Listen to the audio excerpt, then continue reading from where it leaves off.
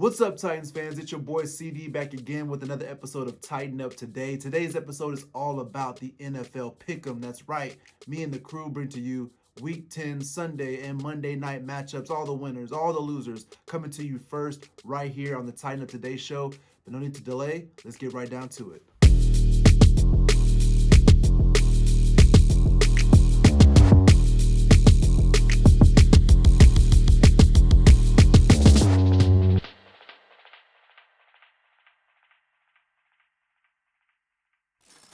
And jumping straight in here, the Tennessee Titans, as you can see, have a laundry list of players that did not participate in practice all week long. Some are out, some are questionable. We'll run right through it. Jadeveon Clowney, Adam Humphries, Adoree Jackson, Michael Pruitt, and Larry Munchausen, along with Roger Saffold, are out for this matchup. They will be missed. Obviously, it's a lot of players, a lot of talent that we brought in to do big things, and they will not be there. A couple guys who did not practice as well. Ben Jones did not practice as well as Kareem Orr, but they're showing as questionable, and we'll see how that works out, because usually when you don't practice, you don't play. Moving on to the Baltimore Ravens. Their injury list looks like this. Defensive end Calais Campbell with a calf. Defensive tackle Brandon Williams with an ankle did not participate, and they're showing them as doubtful for this matchup. Linebacker LJ Ford with a finger injury was a full participant and is questionable for this matchup. Cornerback Jimmy Smith with his ankle injury is a limited participant all week long and is questionable as well. So as you can see, a long list of injuries for the Tennessee Titans. This one is definitely a next man up mentality type of match. We need to get our stuff together. We're already looking like we're up against the ropes on the season. We have to pick it up this week. But we're not going to jump too far into this game, as we'll predict it later on at the end of this episode. Before we do that, though, let's go ahead and jump into the standings and see how our team has been doing picking games so far through 10 weeks. And there you have it. Jake Witt, the first to 100 wins, 100 now and 47 losses, 680 win percentage. C to the D, that's me, 94 wins, 53 losses, and a 639. Courtney is in third place now, 91 wins, 56 losses, 619 win-loss percentage. And A-Town at 89 wins is currently only 2 games back out of third place, but dangerously close to Lund as he's steaming from behind. 86 wins and 61 losses and a 585 win percentage. And just keep in mind, too, that Jake Witt, even though he's in the lead, took a loss on Thursday night as he picked Arizona. So we'll see how this whole thing shakes up as we're all starting to come a little bit tighter down the stretch. Should be a fun ending to the end of the season. We'll see how it works out. But right now, we have to focus on Week 11's pick'em. So let's get into the Week 11's games. The first game up is Philadelphia. The Eagles come into this matchup 3-5-1. Again, Cleveland 6-3. At home against Philadelphia is favored to win by 3.5 points. Over-under is 47 points. Philadelphia, I believe they're still in the NFC least. They haven't changed divisions yet. I will be picking against them every single chance I get. These teams are horrible. Cleveland, again, I have them to win 23-13. Should be a really easy game. Cleveland's defense stepped up. Expect Myles Garrett to have a ball, absolute freak session against the Philadelphia Eagles. There's no way that they stop him. I think he might get 3 or 4 sacks this game. Watch out for that. Atlanta, the Falcons, those Dirty Birds at 3-6 travel into New Orleans to play the Aints at 7-2. And I want to take a moment to really just talk about this game briefly. So let's go ahead. Drew Brees, Hall of Fame quarterback, absolutely amazing. We know this. The number 2 quarterback as of last week, if I thought I saw the depth chart, it would have been Jameis Winston.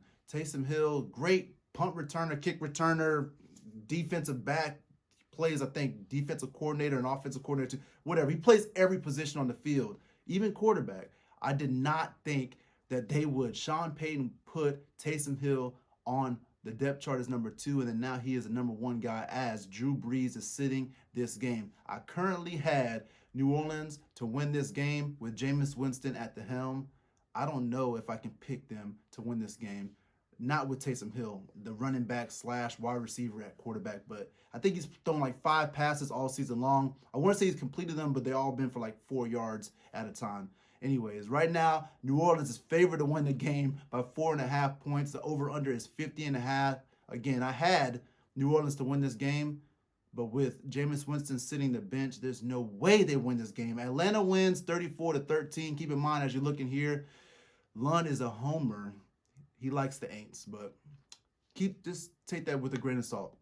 Next game up is Cincinnati. The Bengals 2-6-1 going into Washington to play the 2-7 Washington football team. This team has been up and down. The defense looks like they're good, but then they just lose it. They came steaming back against Detroit last week, but could not finish the deal. Washington is favored to win this game at home by 1.5 points. 46.5 over under. I have Cincinnati to win this game 26-20 as not two good teams line up, but I think that Joe Burrow and that offense is starting to get some steam. I think that they'll put up some points this week and beat the Washington football team.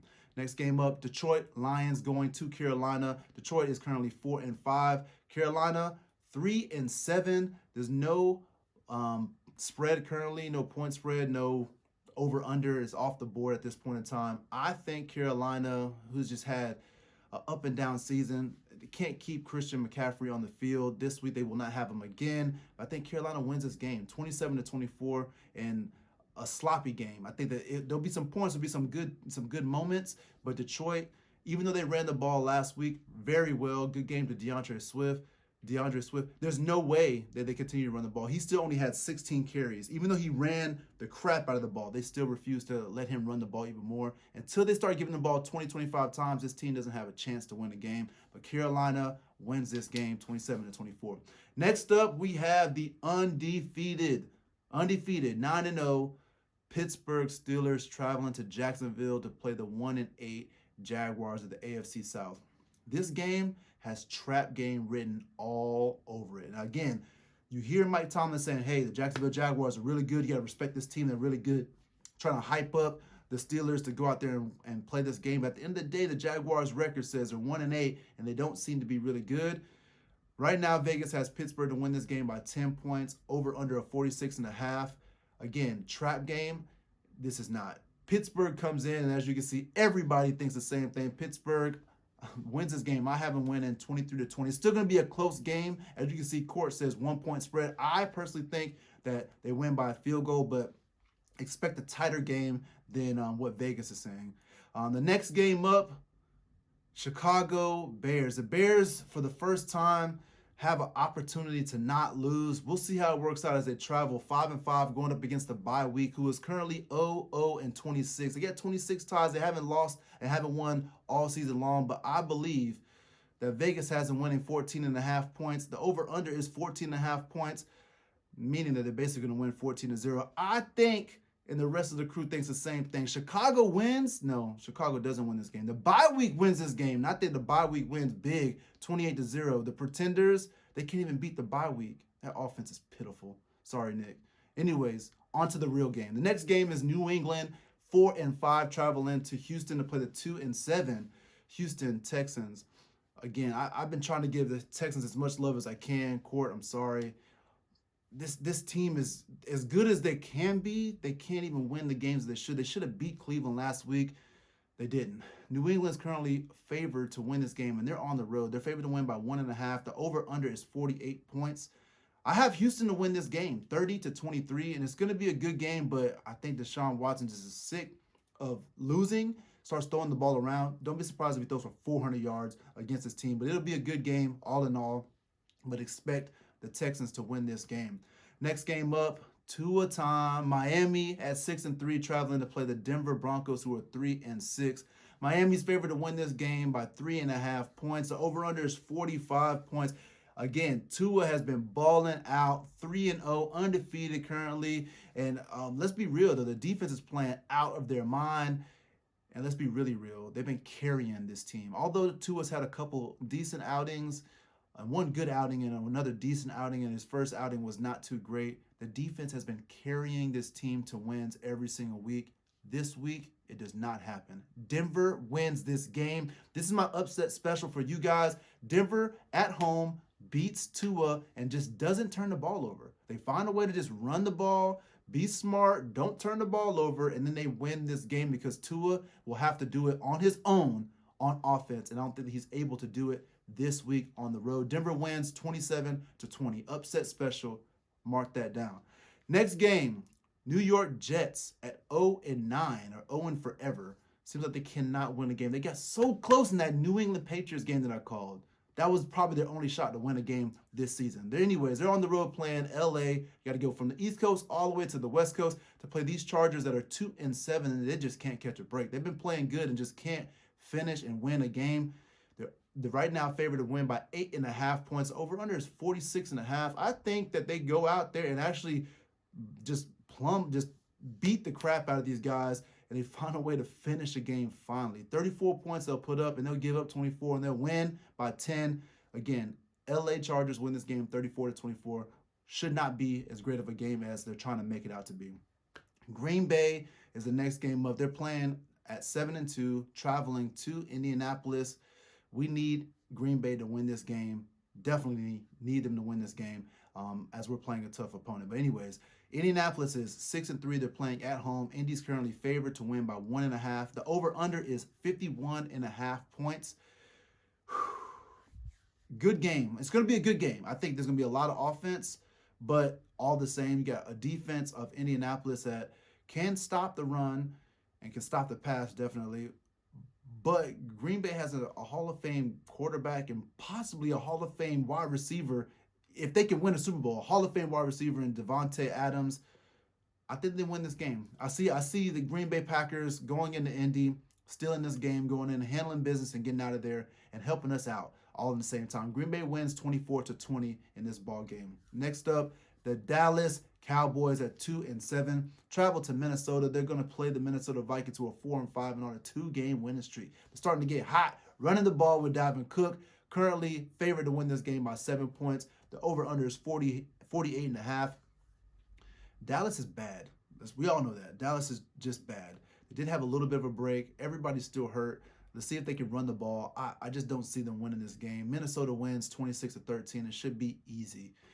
Next up, the Sunday night football game. Sunday night matchup is the Kansas City Chiefs going into going into Las Vegas to play the 6-3 Vegas Raiders. The Chiefs are currently 8-1 right now. The only loss of the season was to these pesky Raiders who beat them.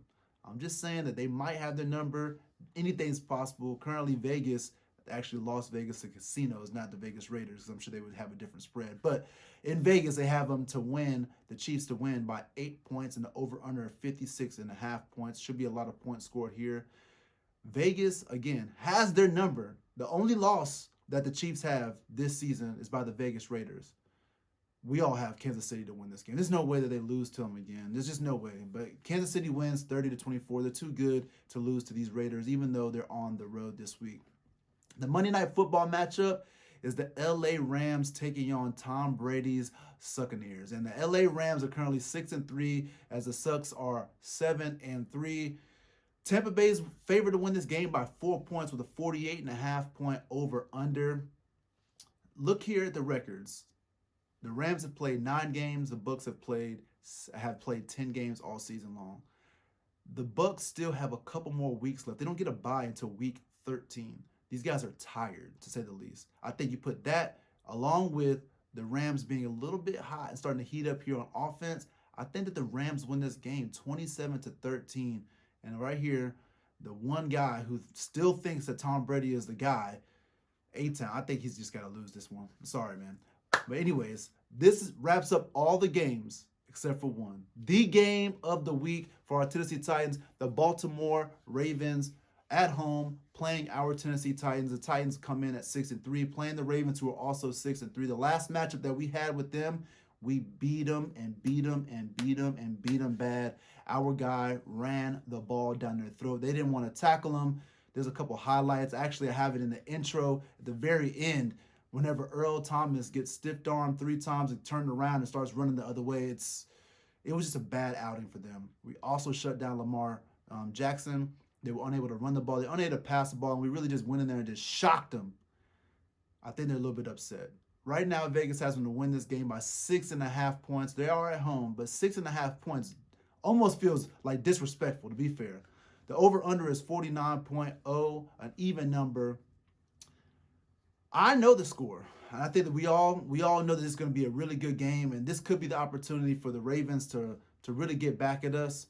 I don't think that's going to happen. The final score looks like this. The Tennessee Titans win this game 20-17. It's going to be a slugfest. Expect the Titans to run the ball and run the ball some more. And then after that, they're going to run the ball some more. It's that time of the year. You remember last year, the last 2 years, when it comes down to it, November time frame coming close to December, we run the ball. It's time for Derrick Henry to get loose. As you can see here, it'll start off slow, and then it'll start to speed up as we win this game 20-17. At halftime, it'll be tight, and at the end of the game, it'll be tight as well. Look for Gostkowski to make a field goal to win this game. It should be a good one. And again, November to December, it's Derrick Henry time. Number 22 gets the ball and pounds it and pounds it and pounds it. This is what we've been waiting for. We set it all up leading to this point, and it's time for Ryan Tannehill to just hand the ball off, and let's ride our horse all the way to the promised land, and especially right now whenever we're playing up against a team that has not got to have too many tackles all season long. I think they were fourth in the least amount of rush attempts on them, giving up a little bit of yardage, but a lot of yards per carry. We're going to stress them out on the ground. Expect that. Now, we wrapped up all the game predictions. I've given you all the games to include the Sunday night, Monday night game, and then our game as well. There's only one thing left to do for this episode, and that is give you the bowl prediction. That's right. It's time for the bowl prediction. Week 11 bowl prediction is here. But before we go to Week 11, let's take a look all the way back at Week 10 on that Thursday night. Derrick Henry is the man rushing for 2 touchdowns. We're only going to score 2 touchdowns. Remember that. 2 touchdowns, 2 field goals by the Titans. He gets both of them on the ground. We are going to pound it, pound it, pound it for 60 minutes straight. As much as we can run Derrick Henry, I say he gets the ball probably 30 times or more this game. And that last touchdown will be one of those long Derrick Henry touchdowns to win and seal this game late for us before the Gostkowski field goal. All right, so Week 10 did not go as planned, period. We lost. The defense played horrible. The offense played horrible. And the special teams played the worst they've played all season. That's hard to say. That said, Week 11 is here. Getting a whole nother chance at redeeming myself from Week 10's botch bowl prediction with a new easy bowl prediction, but this time it's not. I would argue that this is the hardest prediction I've had to make all season long. I didn't know where to go. Was it offense, defense, running game, passing game? Was it their offense, their defense? I don't know. Maybe special teams? That's definitely never going to be a bowl prediction, not this year. But I do have one that I think that just has to be. If we're going to win this game, there's only one way to do it. So here's Week 11's bold prediction. Derrick Henry runs for 202. That's right. Derrick Henry runs for 200 yards against his Baltimore Ravens defense. I believe that this is the method. The only strategy that we have to win this game is to keep it on the ground, pound, pound, pound, and play good defense, of course, but look for this bold prediction to come to fruition this week up against the Baltimore Ravens. Not only is this the bold prediction, but this is the key to victory up against the Baltimore Ravens as we travel into Baltimore to beat up on these Ravens. It's going to be a nasty game, a sloppy game. I expect 2 teams to play between the tackles for most of this game. I think that this might be the fastest game in the NFL this season, as there won't be much passing as well as not many guys going out of bounds. It'll be a nasty game. Very physical. Looking forward to watching it. I'm sure you guys are just as well. So that wraps up this week's game predictions. All the pick'ems are done. Got an injury report, got a bold prediction. Hope you enjoyed this episode. And if you did, click the like button as well as subscribe to the channel if you have not already. Also, click that notifications bell. Get yourself notified the next time you hear from me. And that will be the post-game recap whenever I give you guys the quick rundown after we beat the Baltimore Ravens on Sunday. Cannot wait to bring it to you. But before we get to there and before we end this episode, I got one question for you. Why tighten up tomorrow when you could tighten up today?